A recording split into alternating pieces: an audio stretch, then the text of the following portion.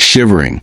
In the quiet town of Willowbrook, winter had settled like a heavy blanket, covering the streets and houses with a thick layer of snow.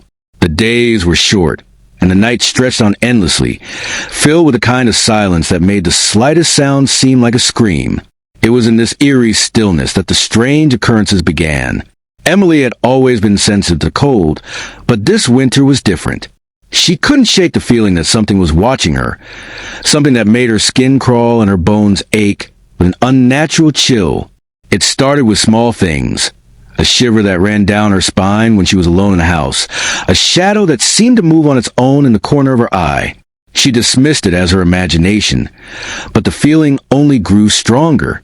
One night, as she lay in bed, Emily heard a faint scratching sound coming from the attic. She had always been curious about the attic, but her parents had forbidden her from going up there. The sound was barely audible, but it sent a shiver down her spine.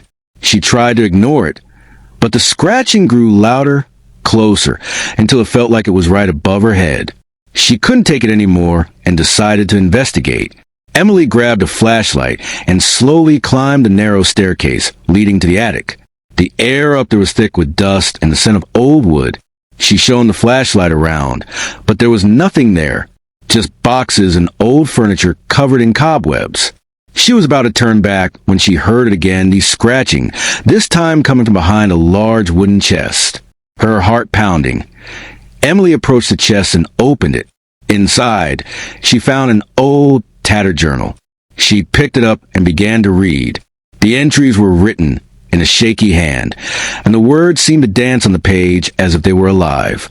The journal belonged to a woman named Margaret, who had lived in a house over a century ago. Margaret had written